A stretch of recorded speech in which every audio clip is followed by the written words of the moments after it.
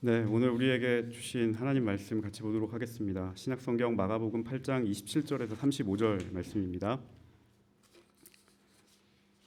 마가복음 8장 27절에서 35절 말씀 한 절씩 번갈아 가면서 읽고 마지막 절은 같이 읽도록 하겠습니다. 예수와 제자들이 빌립보 가이사랴 여러 마을로 나가실새 길에서 제자들에게 물어 이르시되 사람들이 나를 누구라고 하느냐. 제자들이 여짜와 이르시되 세례의 요한이라고 하고 더러는 엘리야 더러는 선지자 중에 하나이다. 또 물으시되 너희는 나를 누구라 하느냐. 베드로가 대답하여 이르되 주는 그리스도시니이다 하매 이에 자기의 일을 아무에게도 말하지 말라 경고하시고 인자가 많은 고난을 받고 장로들과 대제사장들과 서기관들에게 버림받아 죽임을 당하고 사흘 만에 살아나야 할 것을 비로소 그들에게 가르치시되 드러내놓고 이 말씀을 하시니 베드로가 예수를 붙들고 항변하매 예수께서 돌이키사 제자들을 보시며 베드로를 꾸짖어 이르시되 사탄아 내 뒤로 물러가라. 내가 하나님의 일을 생각하지 아니하고 도리어 사람의 일을 생각하는도다 하시고 무리와 제자들을 불러 이르시되 누구든지 나를 따라오려거든 자기를 부인하고 자기 십자가를 지고 나를 따를 것이다. 함께 읽습니다. 누구든지 자기 목숨을 구원하고자 하면 잃을 것이요 누구든지 나와 복음을 위하여 자기 목숨을 잃으면 구원하리라. 아멘. 네, 오늘 마가복음 8장 27절에서 35절 말씀으로 우리 주님 어떤 행적과 주님의 말씀이 무엇인지를 생각해 보려 합니다. 사순절 기간을 저희들이 보내고 있죠. 이 기간에 우리 예수님께서 어떤 말씀을 하셨는지 깊이 묵상하는 그런 일환으로 오늘 본문을 정해 보았습니다. 마가복음이 총 16장인데 오늘 본문은 그 전체의 중간 정도에 위치합니다. 위치도 위치이지만 예수님의 전체 사역에서 오늘 말씀이 굉장히 중요한 전환점을 이루는 부분이기도 합니다.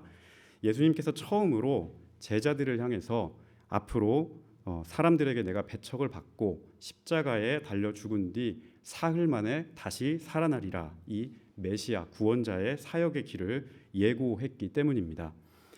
사실 예수님의 제자들은 아이러니하게도 예수님을 잘 몰랐습니다.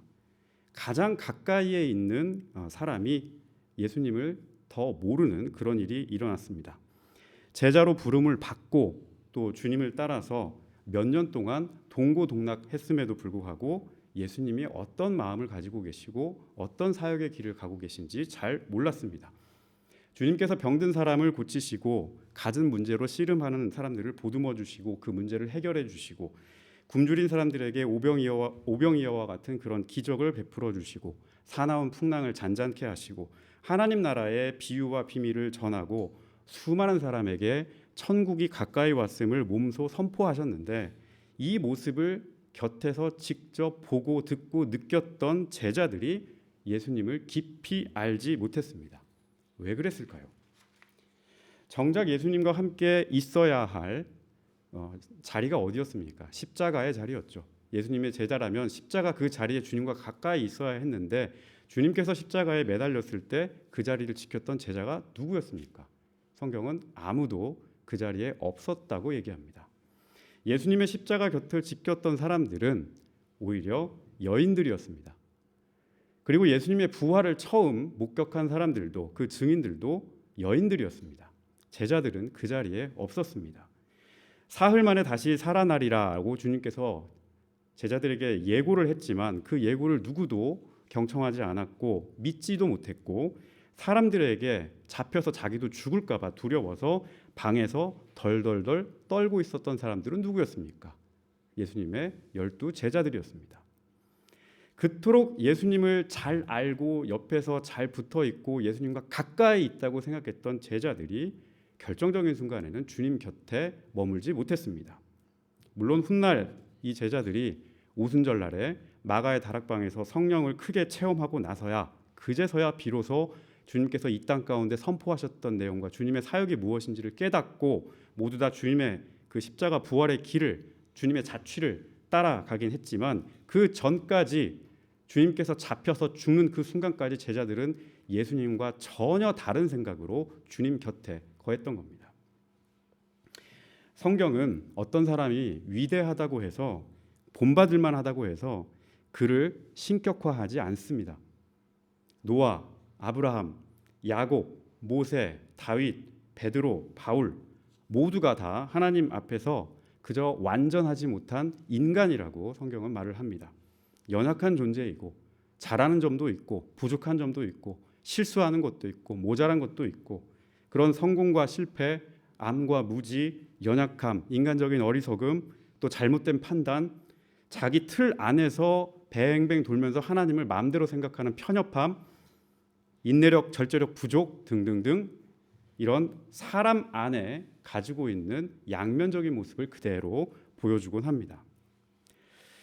오늘 우리가 함께 읽은 본문의 배경이 되는 지역이 빌립보 가이사랴라고 하는 곳입니다. 이 빌립보 가이사라고 하는 그 명칭에서 볼 수 있듯이 이 도시는 로마 황제 카이사르에게 봉헌된 도시입니다. 당시 이스라엘 유대 땅이 로마 제국의 영토였습니다. 정복된 그런 땅이었습니다. 그래서 정복자인 로마에게 충성을 다하겠다는 그 의지로 이 도시를 만들어서 황제에게 봉헌했습니다. 이 도시는 황제의 권력이 살아있는 곳이고 제국의 영이 다스리는 그런 곳입니다. 이 곳을 오늘 예수님과 제자들이 지나가고 계십니다. 이 도시를 형성하는 여러 마을들을 지나던 중에 예수님께서 그 길가에서 제자들에게 질문 하나를 던졌습니다. 그 말씀이 오늘 27절 말씀입니다. 27절 말씀을 한번 같이 또 읽어보도록 하겠습니다. 시작. 예수와 제자들이 빌립보 가이사랴 여러 마을로 나가실새 길에서 제자들에게 물어 이르시되 사람들이 나를 누구라고 하느냐. 예수님께서 갑자기 사람들이 자신을 누구라고 하느냐 그 평가가 궁금해서 이 질문을 하셨을까요? 세간의 평판에 느닷없이 관심이 생기셔서 알고 싶어서 이 질문을 했을까요? 뜬금없이 바깥 사람들의 평가가 무엇인지를 제자들에게 물었습니다. 그러자 제자들이 답을 합니다. 어떤 사람들은 주님을 세례 요한 같은 사람이라고 얘기합니다. 어떤 사람은 주님을 엘리야라고 얘기합니다. 어떤 사람은 선지자 중에 하나라고 그렇게 말씀합니다. 라고 그렇게 답을 합니다. 세례 요한, 엘리야, 선지자 모두 다 이스라엘 예언자 전통에 있는 사람들이죠. 구약에는 예언자 전통과 제사장 전통 두 가지가 있는데 제사장들은 주로 성전에서 일을 하는 사람들이기 때문에 좀 뭔가 가진 사람들을 상징하고요.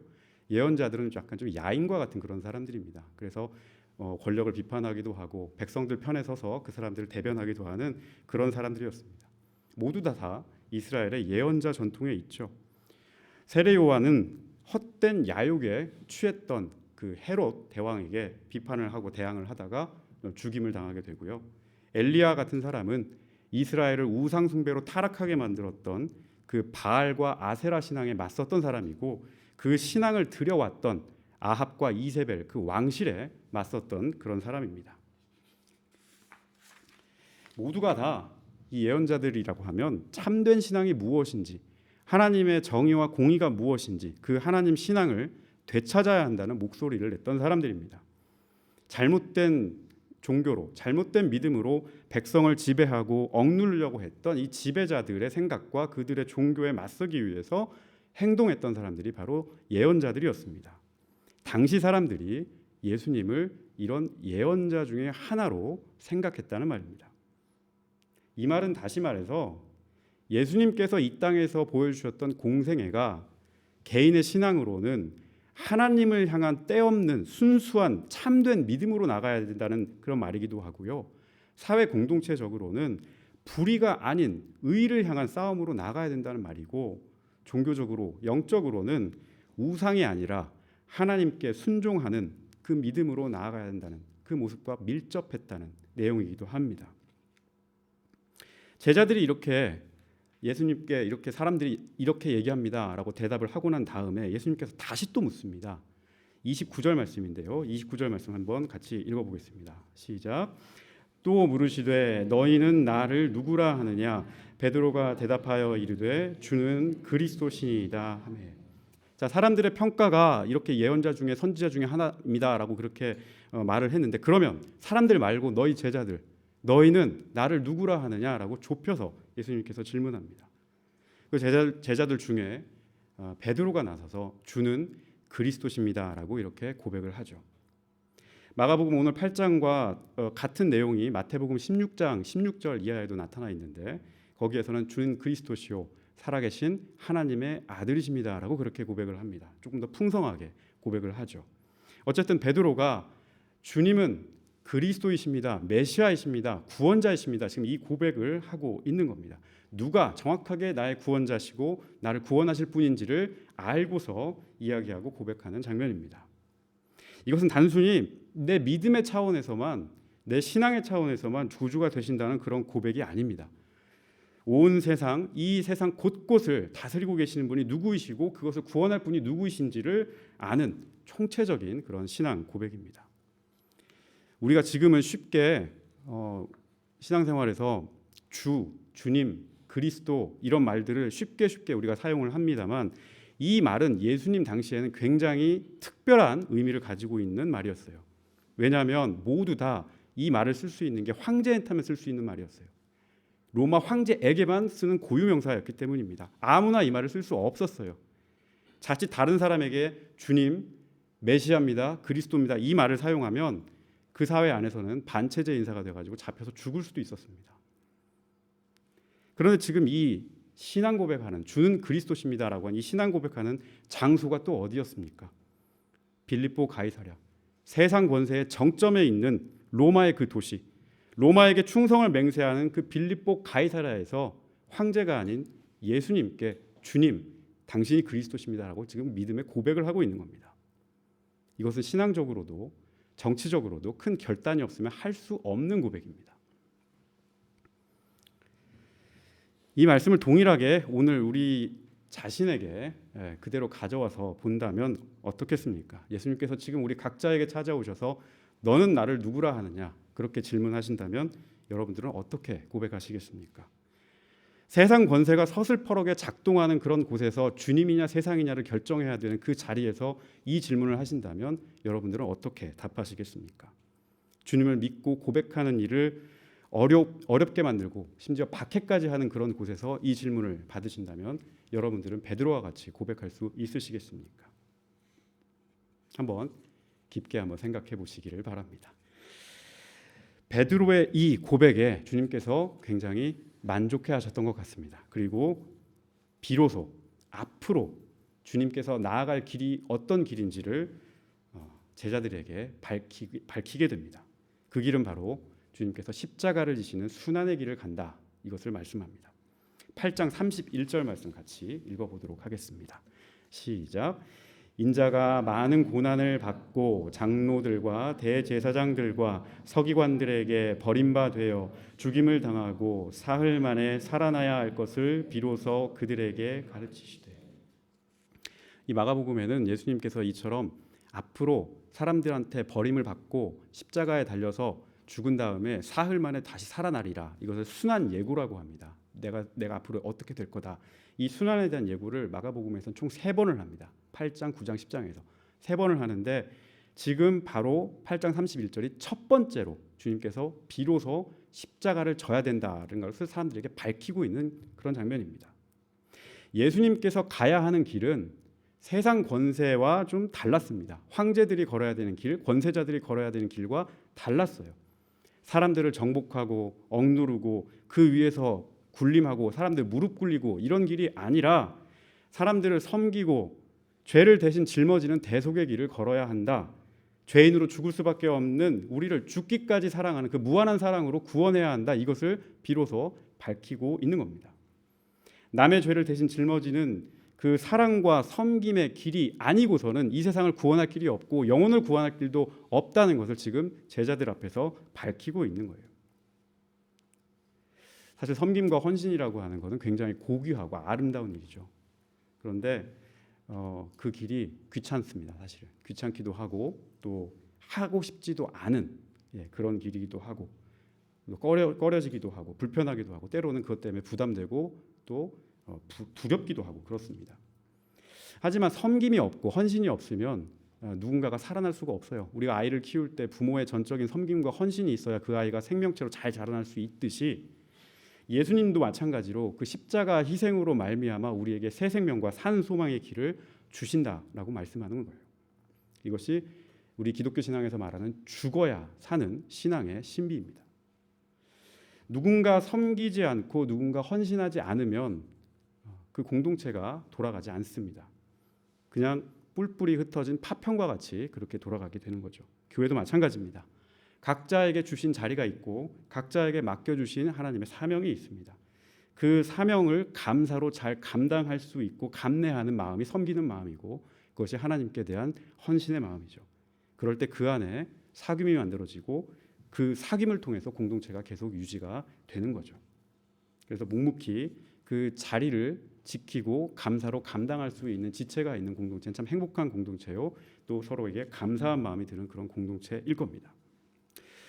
어쨌든 예수님께서 이 말씀을 통해서 비로소 앞으로 내가 가야 될 사역이 무엇인지를 제자들에게 밝혀주셨습니다. 버림받고 십자가에 죽고 사흘 뒤에 살아날 것이다.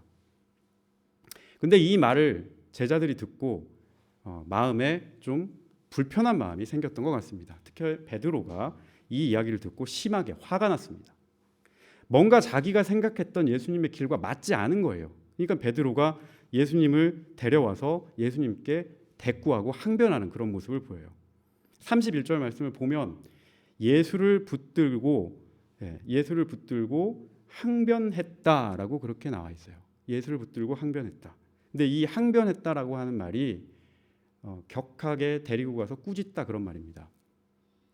위협하고 혼쭐 내고 좀 전문 용어로 얘기하면 갈군다 뭐 이런 정도 이게 되겠어요. 예수님을 끌고 가서 그렇게 하면 안 된다고 훈계질하는 겁니다. 내가 윗자리에 서서 마치 아랫사람 대하듯이 다루는 모습이 지금 베드로가 항변하는 모습이에요. 이상하죠?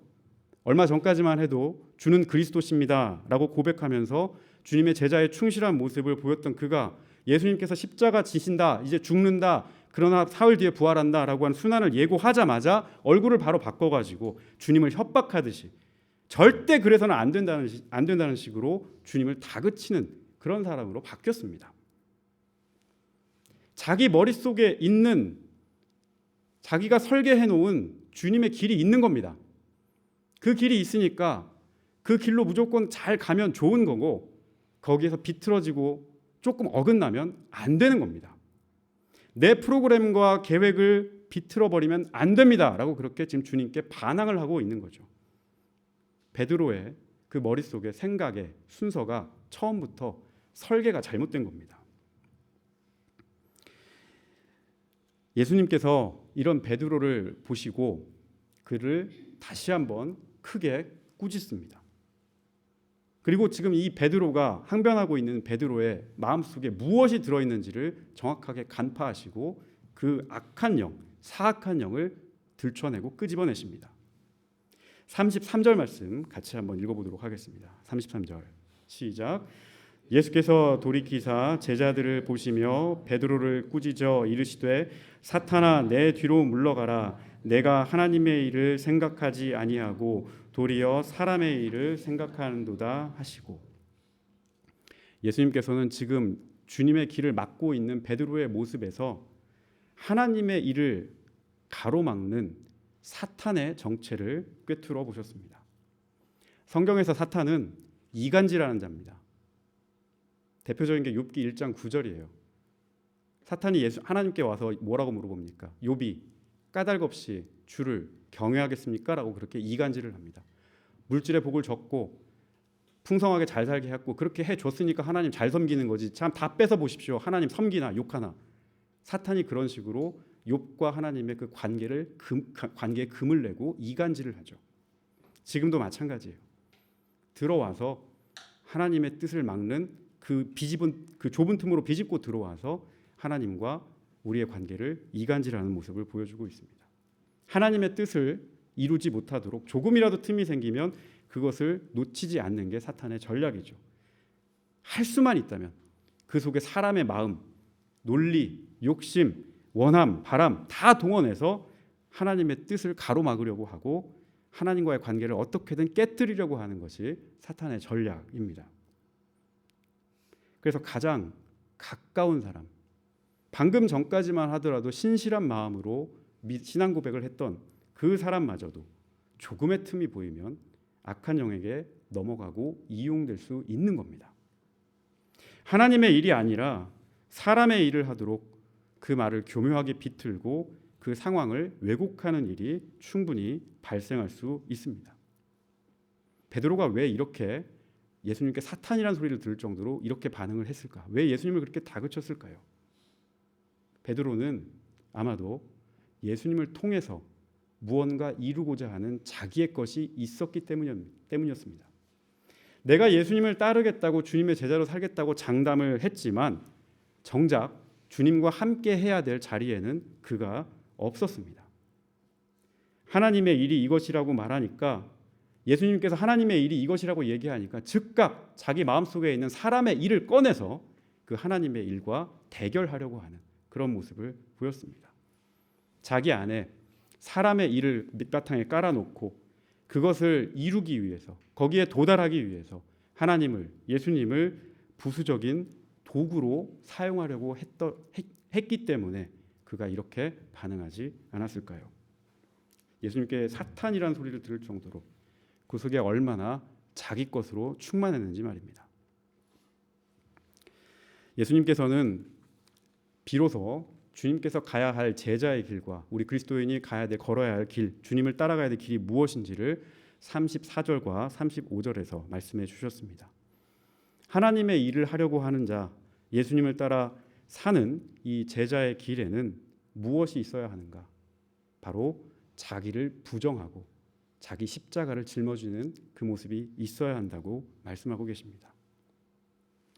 내가 혹시라도 지금 살아가면서 하나님의 일을 방해하는 사람은 아닌지, 나도 모르게 방심한 탓에 내가 하나님 편에 서지 않고 하나님 반대편에 서서 살고 있지는 않은지, 늘 자기를 부인하고 내 안에서 역사하는 하나님을 긍정하고 기도 가운데 깨어있기를 구하고 말씀으로 자기를 비춰 조명하고 예수님의 뒤를 따라가려는 모습이 오늘 주님께서 우리에게 말씀하시는 자기를 부정하고 자기 십자가를 지고 가는 길입니다.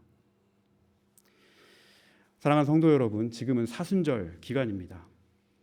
사순절은 우리 한 영혼을 구원하고 우리를 생명의 길로 인도하시기 위해서 친히 자기를 부정하고 십자가를 지신 예수님을 깊이 묵상하는 기간이죠. 우리가 입으로는 하나님의 일을 말하면서 속으로는 사람의 일을 위해 살아가고 있지는 않은지 말씀을 통해서 한번 비춰볼 수 있기를 바랍니다. 주님께서 내게 짊어지라고 주신 그 십자가를 우리가 기꺼이 짊어지고 주님을 따라가려고 하고 있는지 우리의 신앙을 다시 한번 점검해 보시기를 바랍니다. 오늘 말씀을 통해서 방금까지만 하더라도 주님께 믿음의 고백을 드렸던 그 모습이 조금이라도 내가 주님과 맞지 않아서 뒤틀리게 되면 바로 얼굴을 돌리는 그런 이율배반적인 모습으로 우리가 신앙생활을 하고 있지는 않은지도 말씀을 통해서 한번 여러분의 신앙을 비춰볼 수 있기를 바랍니다. 그럼에도 우리가 한 가지 잊지 말아야 될 부분이 있습니다. 주님께서 이 땅 가운데 오신 이유는 우리를 사랑하시기 때문에, 우리를 구원하시려고 이 땅 가운데 오셨음을 기억하시기를 바랍니다. 그 어떤 것도 우리를 주님의 사랑에서 끊을 수 없음을 믿고 나갈 수 있기를 바랍니다. 여러분의 삶 가운데 주님께서 항상 사랑으로 보호해 주시고 사랑하시되 그냥 적당한 거리에서 끊고 나가는 게 아니라 끝까지 우리를 사랑하시는 주님이심을, 우리 모두가 그렇게 주님의 존귀한 자녀로 부름받아 이 세상에 살고 있음을 기억하시고 나를 통해서 주님의 뜻이 이루어지기를 늘 기도하시고 그렇게 복된 사순절 기간을 주님과 함께 보낼 수 있기를 예수님의 이름으로 축복합니다.